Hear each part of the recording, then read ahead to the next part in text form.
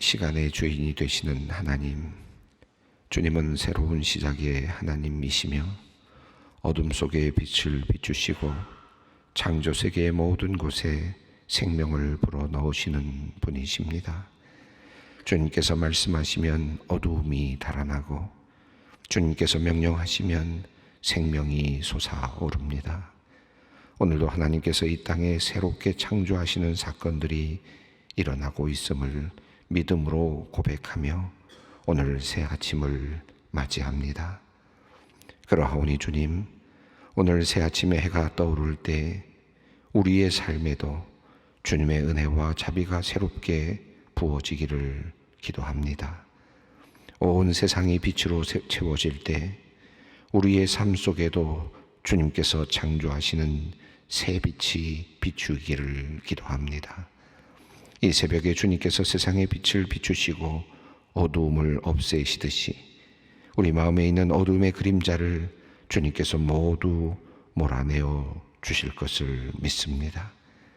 두려운 마음이 주님께서 내려주시는 평안으로 채워지게 하시고 미움이 머물던 자리에 사랑과 이해의 마음이 솟아 올라오게 하여 주시옵소서.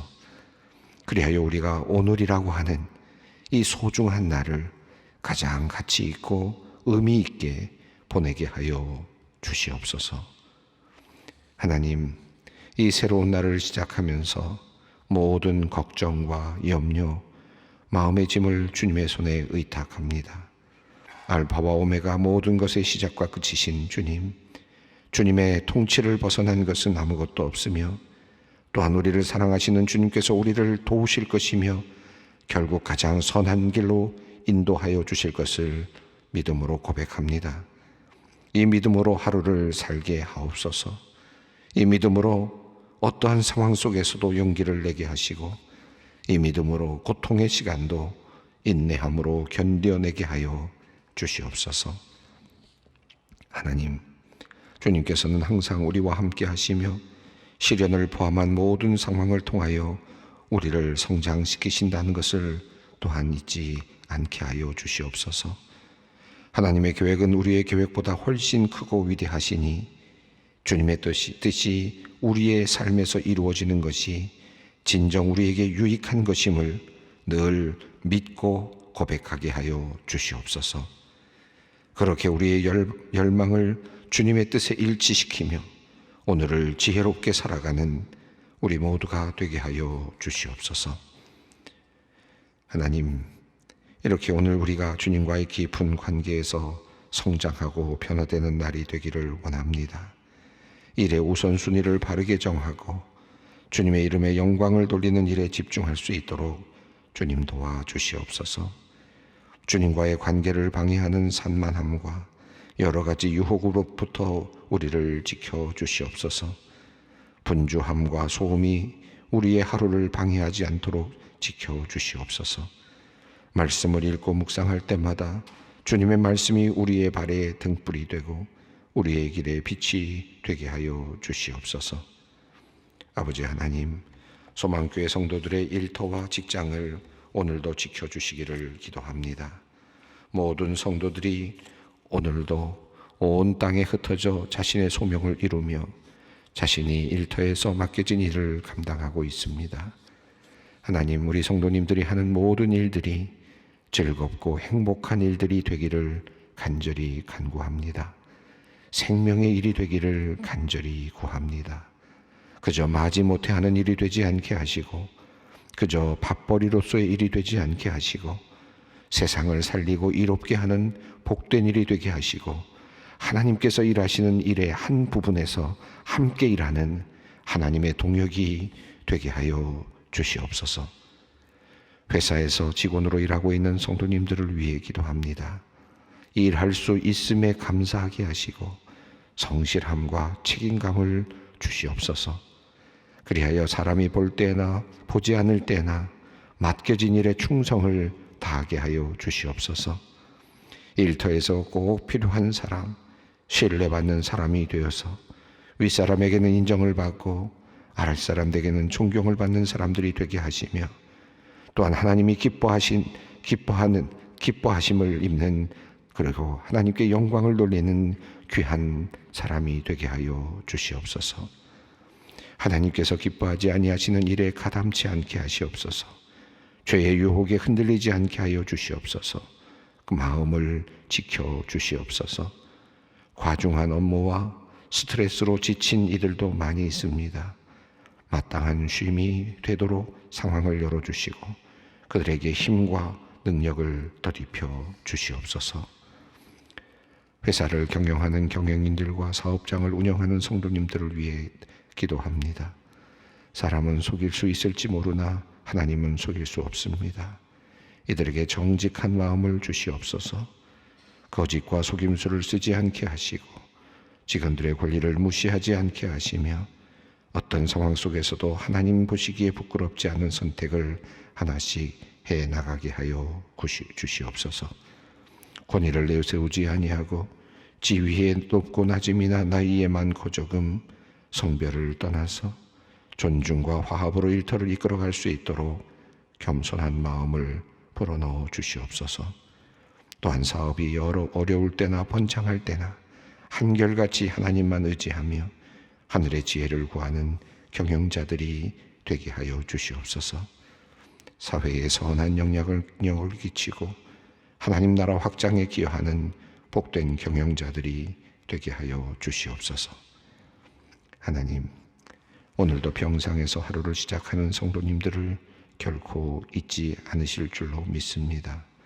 그들의 간절한 기도를 들어주시옵소서. 하나님의 기적을 나타내 보여 주시옵소서. 견딜 만한 힘 주시옵소서. 바르게 판단하고 도울 의료진도 보내어 주시옵소서. 가족들의 위로가 힘이 되게 하시옵소서.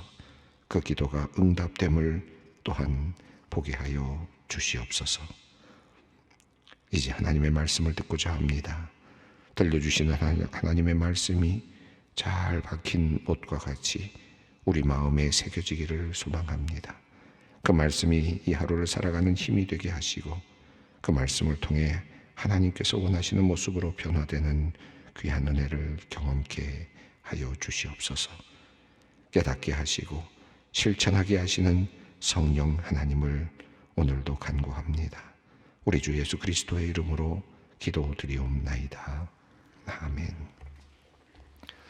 오늘 우리에게 주시는 말씀은 역대상 5장 11절로 22절 말씀입니다. 역대상 5장 11절로 22절 말씀 함께 봉독하겠습니다. 갓자손은 루벤 사람을 마주 대하여 바산 땅에 거주하면서 살르가까지 다다랐으니 우두머리는 요일이요 다음은 사밤이요 또 야네와 바산의 사밧이요 그 조상의 가문의 형제들은 미가엘과 무술람과 세바와 요레와 야간과 시아와 에벨 7명이니 이는 다 아비하일의 아들들이라. 아비하일은 후리의 아들이요 야로와의 손자요 길라앗의 증손이요 미가엘의 현손이요 여시세의 5대손이요 야도의 6대손이요 부스의 7대손이며 또 그니의 손자 입디엘의 아들 아히가 우두머리가 되었고 그들이 바산 길르앗과 그 마을과 사론의 모든 들에 거주하여 그 사방 변두리에 다다랐더라. 이상은 요다 왕 요담 때와 이스라엘 왕 여로보암 때의 족보에 기록되었더라. 르벤 자손과 갓 사람과 므낫세 반 지파에서 나가 싸울 만한 용사 곧 능히 방패와 칼을 들며 활을 당겨 싸움에 익숙한 자는 44,760명이라. 그들이 하갈 사람과 여두루와 나비스와 노답과 싸우는 중에 도심을 입었으므로 하갈 사람과 그들과 함께 있는 자들이 다 그들의 손에 패하였으니 이는 그들이 싸울 때에 하나님께 의뢰하고 부르짖음으로 하나님이 그들에게 응답하셨습니다. 그들이 대적의 짐승 곧 낙타 5만 마리와 양 25만 마리와 나귀 1,000마리를 빼앗으며 사람 10만 명을 사로잡았고 죽임을 당한 자가 많았으니 이 싸움이 하나님께로 말미암았음이라. 그들이 그들의 땅에 거주하여 사로잡힐 때까지 이르렀더라. 아멘. 오늘은 갓 지파에 관련된 내용입니다. 우리가 지금 사람들의 이름을 쭉 읽어가고 있는데 이스라엘 지파, 특별히 이제 이스라엘의 12 아들들의 이름들이 이제 거명되면서 한 지파씩 나누어서 설명이 되고 있었습니다. 그리고 그 지파와 관련된 지역들이 이렇게 거명이 되고 있었는데, 처음 유다 지파에 대한 이야기를 할 때는 사람들의 이름이 이렇게 계속 들어 있고, 또 사람들의 다윗 왕조의 이름들, 그리고 많은 유다 지파의 다양한 분파들을 쭉 설명을 하고 있었는데요. 그러면서 점차 뒷부분으로 가면서 이제 지역의 명칭들이 도드라지게 나타났던 것을 우리가 기억할 것입니다. 드고아의 아버지, 베들레헴의 아버지, 이렇게 해서 계속해서 지역과 연결이 되면서 사람들의 이름들이 이렇게 정리되고 있었던 것을 우리가 살펴보았습니다.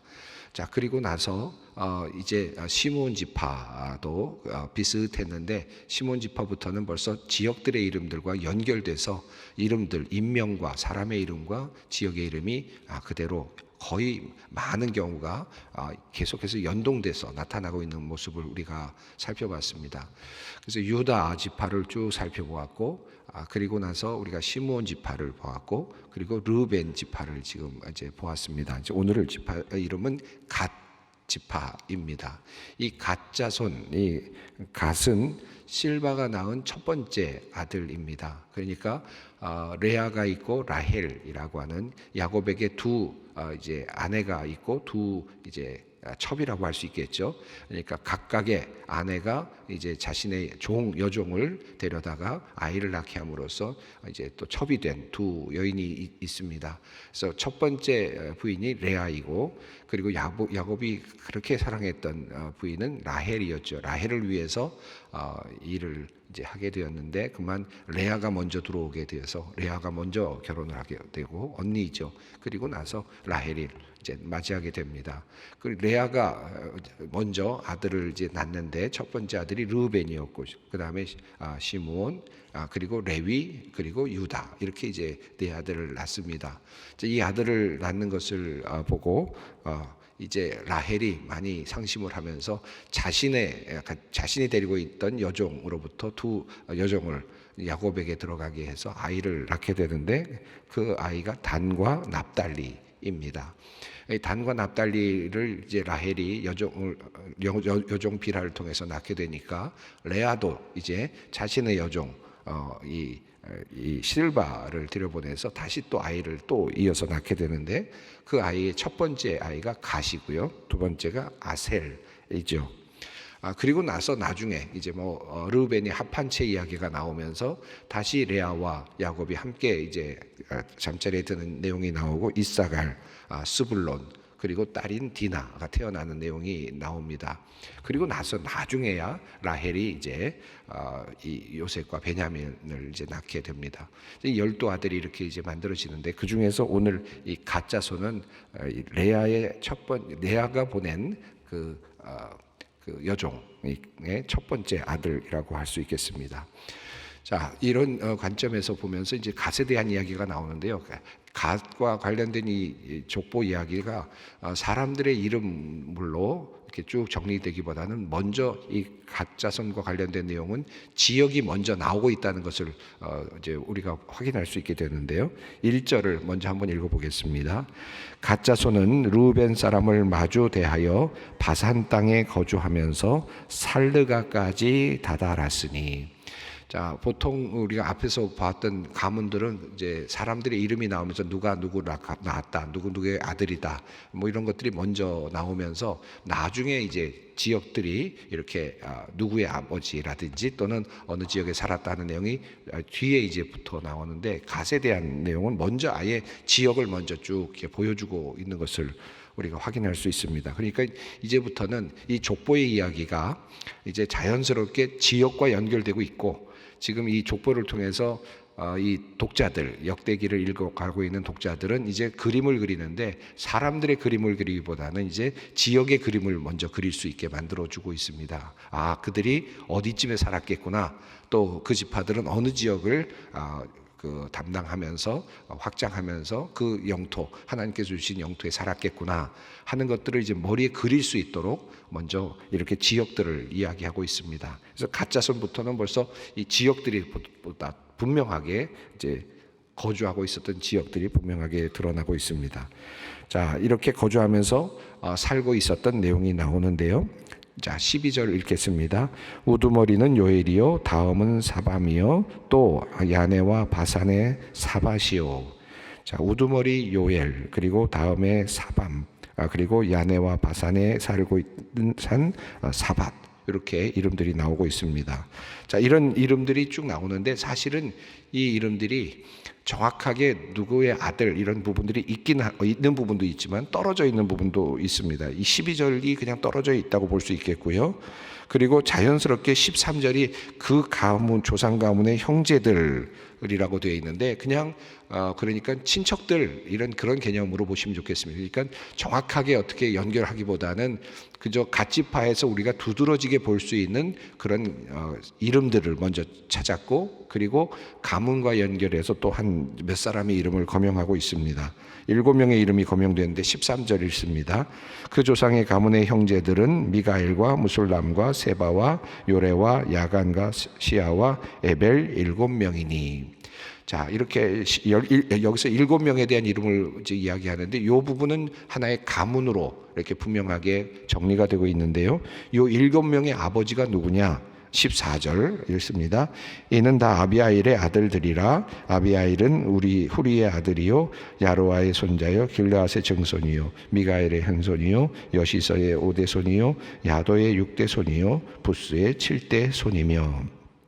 자, 그래서 여기서 한 가문이 이제 드러나는데 아비하일이라고 하는 가문으로부터 아버지로부터 나온 7명의 아들들, 아마도 갓지파 중에서는 도드라지게 일을 했을 아들들로 그렇게 이해될 수 있겠습니다.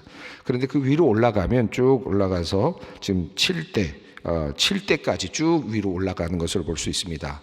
그러니까 위로 올라가서 아버지 후리, 그 다음에 할아버지 야로와 이렇게 쭉 올라가서 7대 할아버지까지 올라가서 부스까지 올라가니까 이 흐름은 전체적으로 긴 역사를 가지고 있는 가문이었고, 이 가문이 7명의 훌륭한 지도자들을 배출했다. 갓 지파 중에서 이렇게 설명을 할 수 있을 것 같습니다. 또 다른 15절은 이제 단절이 일어나면서 또 다른 한 가문 이름이 또 나오고 있는데요. 15절 읽습니다.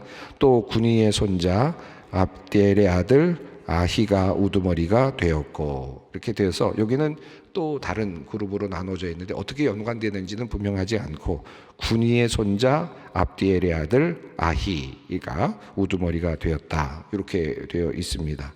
자, 전체적으로 보면 이 이야기 흐름 속에서 큰 이름들이 조금 등장을 하는데 12절에 보면 우두머리는 요엘이요 이렇게 되어 있으니까 갓지파 중에서 두드러진 어떤 장군이라 그럴까요? 족장의 이름이라고 볼 수 있겠는데 요엘이라는 이름이 좀 더 분명하게 두드러지게 나타났고, 14절에 이는 다 아비하일의 아들들이라 라고 해서 이 아비하일이라는 이름이 굉장히 분명하게 드러나고 있고요. 그 아들들 이름으로 13절에 7명의 아들들이 이름이 거명되었습니다. 또 15절에 보면 아히가 우두머리가 되었다. 그래서 이 아히라는 또 장군이라고 할 수 있겠죠. 나름 그 지역, 그 갓지파를 지키는 그 자손 중에서는 우두머리가 될 수 있을 만큼의 어떤 능력을 가졌던 그런 지도자의 이름을 거명하고 있습니다. 자, 그래서 여기서 보면 구체적으로 이렇게 이렇게 누가 누구를 낳고 한 부분이 한 절 14절, 13절, 14절에 이렇게 나타나고 있지만 짧은 이 갓지파의 이야기가 전개되고 있는데 가문에 대한 내용은 아주 짧게 전개가 되면서 그래서 이름도 많지는 않고, 그리고 또 여러 그냥 기억할 만한 이름들을 이렇게 좀 이렇게 하나씩 듬성듬성이라고 그럴까요? 이렇게 두면서 갓지파 중에서 우리가 기억해야만 될 만한 사람들의 이름을 적고 있습니다. 아마도 그 13절에 나오는 7명의 이름들이 이제 포로로에서 잡혀갔다가 돌아오는 그런 과정에서의 어떤 중요한 역할을 하는 인물들이 아닐까 하는 추측은 해볼 수 있겠지만, 그러나 이 내용만 가지고는 정확하게 할 수는 없습니다. 한 가지 좀 또 아쉬운 점이 있다면 이 갓지파와 관련된 많은 있는 내용들이 성경에 몇 군데 나오는데 창세기 46장에도 나오고요, 민수기 26장에도 나오고 있고, 또 역대상 12장, 그러니까 이제 뒤에 12장에도 또 나오는데, 여기 나오는 이름들, 갓지파의 이름들과 여기 나오는 이름들이 일치하지가 않습니다. 그러니까 여기 나오는 이름들은 굉장히 독특한 특별한 사람들의 이름들이 지금 거명되고 있어요.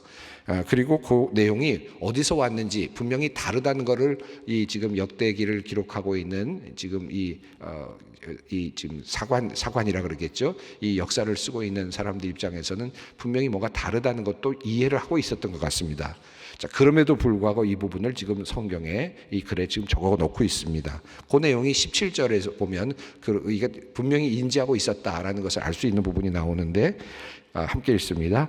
이상은 유다 왕 요담 때와 이스라엘 왕 여로보암 때의 족보에 기록되었더라. 이렇게 되어 있습니다. 그러니까 지금 여기서 가져온 이 모든 자료는 요담 때와 유다 요담 때, 이스라엘 왕 여로보암 때 만들었던 그런 그 조사, 인구 조사와 관련된 그것 자료를 가지고 지금 이 이야기를 하고 있다, 이렇게 표현하면서 다른 자료와 조금 다를 수 있다라고 하는 것을 암시하고 있습니다. 왜 이 내용을 여기다 두고 있는지를 우리가 우리 상상을 통해서만 할 수 있겠지만, 앞서 말씀드렸던 것처럼 이 역대기가 포로로 잡혀가 있다가 바벨론에서 이제 돌아오고 있는 사람들, 그 돌아오는 사람들이 묻고 있는 우리는 누구인가를 묻고 있다라고 했을 때, 이 족보를 쓰면서 지금 족보 안에 우리가 누구인지를 이야기해 줄 수 있는 그런 이름들을 먼저 이곳에 나열하고 있다, 이것에 두고 있다라고 볼 수 있겠고, 역대상 뒤에 또 12장에 보면 조금 또 다른 이름들이 나오는데, 거기서는 거기에 맞는, 그 부분에 맞는 이름들로 또다시 등장하고 있다고 볼 수 있을 것 같습니다. 자, 중요한 부분이 있다면, 이렇게 지금 족보가 진행되면서 중요한 거 있다면 지역이라고 말씀을 드렸는데요. 여기 1절에 바산 땅이라는 내용이 나오고 살르가라고 하는 내용이 나왔고요. 그리고 16절을 보면 이제 또 지역의 명칭이 나오는데, 함께 읽겠습니다. 그들이 바산 길르앗과 그 마을과 사론의 모든 들에 거주하여 그 사방 변두리에 다다랐더라. 이렇게 되어서 바산 길르앗, 그리고 바산 길르앗이라는 이름이 함께 붙어 나오기도 하고, 사론이라고 하는 지역도 이렇게 나타나고 있습니다. 여러분과 함께 지도를 좀 한번 보면 좋겠는데요. 제가 지도를 몇 장 준비했는데, 여러분 첫 번째 지도를 먼저 보시겠습니다. 이 지도는 12지파의 가나안 분할을 한 그런 지파의 그 그림들입니다. 색깔별로 이렇게 되어 있는데, 우리가 지금까지 보아왔던 그 지파들은 지금 밑에 쪽으로 내려가시면 사해가 있죠. 푸른색으로 되어 있는 사해 왼쪽, 그러니까 서쪽입니다. 그쪽 부분에 보면 유다라고 하는 이름이 있는데, 유다 지파가 차지했던 땅들이 쭉 전체적으로 이렇게 묘사되고 있고요. 또 그 살짝 밑으로 중간쯤에 끼어 있는 모습이 보이지만 시므온 지파가 거기에 함께 있는 모습을 볼 수 있습니다. 시므온 지파가 그만 그 분을 내는 그런 내용이 나오면서 정말 땅을 차지하지 못하는 그런 내용을 말씀을 서로 제가 드렸었는데, 결국 그 유다 지파 사이에 끼어 있고, 원래 가지고 있던 땅들도 결과적으로는 유다에게 다 넘어가게 되고, 거의 그렇게 되는 상황이라 할 수 있겠습니다. 자, 유다 지파에 대한 땅, 그리고 시므온 지파의 땅이죠. 그리고 거기 보시면 그 오른쪽 사해 오른쪽으로 보시면, 맨 사해 오른쪽 부분을 보시면 르우벤이라고 하는 그런 이름이 쓰여 있습니다. 우리가 읽었던 르우벤이 차지했던 땅이 바로 사해 오른쪽에 있었다고 볼 수 있겠고요.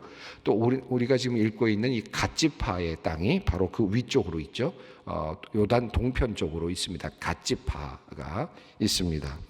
그리고 그 위쪽으로 이제 노란색으로 되어 있는데, 요단강을 끼고 오른쪽에는 아무런 글씨가 쓰여져 있지는 않지만 그 왼쪽에 있는 것과 색깔이 같지 않습니까? 이게 므낫세 지파가 소유한 땅인데, 므낫세 지파가 둘로 나뉘어져서 한쪽은 요단강 서쪽에, 한쪽은 요단강 동쪽에 자리를 잡습니다. 그래서 므낫세에 관련됐을 때는 므낫세 반지파라고 합니다. 이 반이란 말은 절반이란 그런 의미를 갖고 있는 거니까 므낫세의 절반이 이 요단 동쪽에 있었다, 이렇게 볼 수 있겠는데요.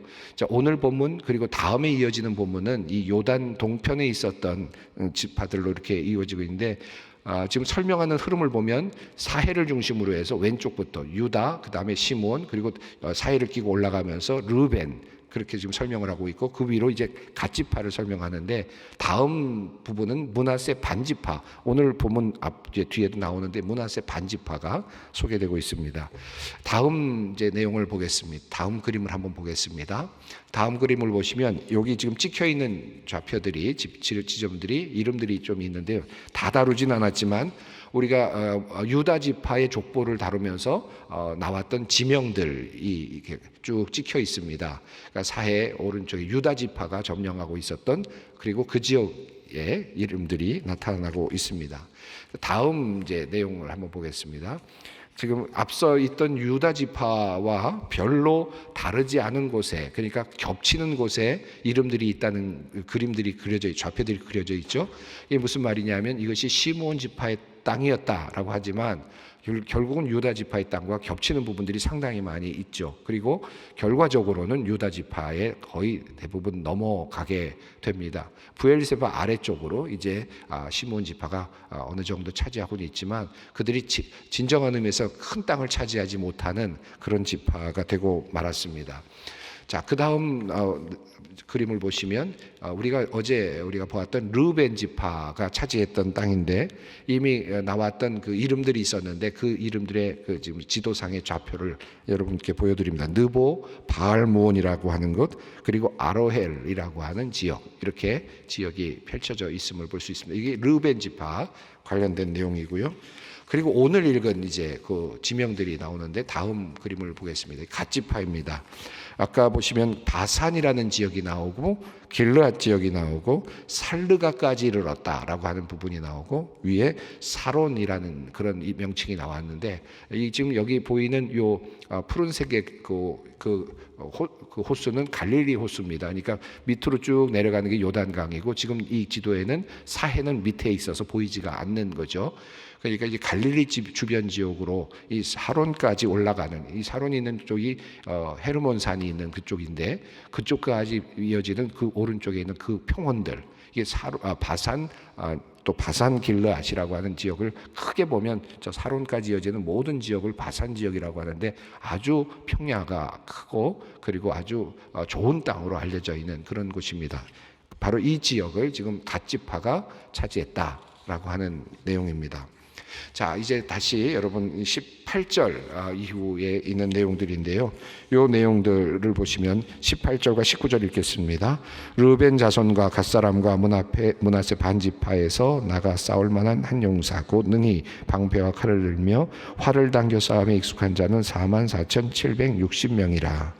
자, 여기 보시면 르벤과 갓 므낫세 반지파, 그러니까 요단 동편에 있었던 지파들입니다. 이 지파들이 함께 연합해서 그 주변 사람들을 물리치고 쫓아내는 일들을 했다라는 것인데, 44,760명으로 되어 있습니다.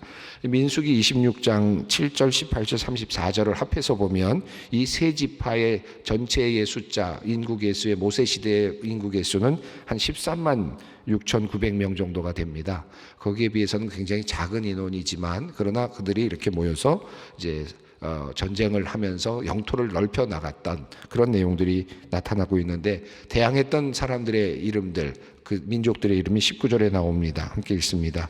그들이 하갈 사람과 여두루와 나비스와 노답과 싸우는 중에, 자, 20절입니다. 읽습니다. 도우심을 입었으므로 하갈 사람과 그들과 함께 있는 자들이 다 그들의 손에 패하였으니, 이는 그들이 싸울 때 하나님께 의뢰하고 부르짖음으로 하나님이 그들에게 응답하셨음이라. 자, 하나님의 도우심으로 그들이 이제 땅을 차지했었다 라고 하는 내용이고, 21절에는 얼마나 많은 것들을 얻었는지 승리를 통해서, 그리고 그들은 그곳에서 그 후에 어느 정도까지 기간 동안 살았는지를 설명하는데, 그곳에 정착해서 살다가 그들이 포로로 잡혀갈 때까지 그곳에 살았었다. 이 말은 무슨 뜻이겠습니까? 이제 그들은 포로에서 돌아오고 있습니다. 바로 이 지역도 우리가 이제 다시 찾아야 될 그 땅이다 라고 하는 것이고, 그 땅을 어떻게 찾을 수 있느냐? 하나님의 도우심으로, 우리의 선조들이 그랬던 것처럼 하나님의 도우심으로 찾을 수 있을 것이다 라고 하는 그런 기대가 담겨 있습니다. 예, 이 갓 지파에게 주신 이 땅들, 그리고 사람들의 이름들, 우리는 아주 몇 사람만을 기억하지만, 그러나 그 사람들의 이름과 더불어서 있었던 많은 갓 지파의 사람들을 우리는 상상해 보게 되고, 그들이 또 전투에 나가서 하나님의 도우심으로 땅을 차지하고 넓혀갔던 시간들도 상상해 보게 됩니다. 자, 그리고 이제 포로로 잡혀갔던 분들은 돌아오면서 그날을 한번 다시 기억해 봅니다. 우리에게 다시 땅을 회복할 수 있는 그날을 주십시오. 그들의 소원은 아마 오늘도 이 족보를 읽으면서 그들은 또다시 기도했을 거라고 생각합니다. 예, 오늘 우리 말씀을 읽으면서 또 우리가 회복해야 될 것은 또 무엇인지도 한번 생각해 보면서 하나님 앞으로 나갔으면 좋겠습니다. 함께 기도합니다. 하늘에 계신 우리 아버지, 아버지의 이름을 거룩하게 하시며 아버지의 나라가 오게 하시며 아버지의 뜻이 하늘에서와 같이 땅에서도 이루어지게 하소서. 오늘 우리에게 일용할 양식을 주시고 우리가 우리에게 잘못한 사람을 용서하여 준 것 같이 우리 죄를 용서하여 주시고 우리를 시험에 빠지지 않게 하시고 악에서 구하소서. 나라와 권능과 영광이 영원히 아버지의 것입니다. 아멘.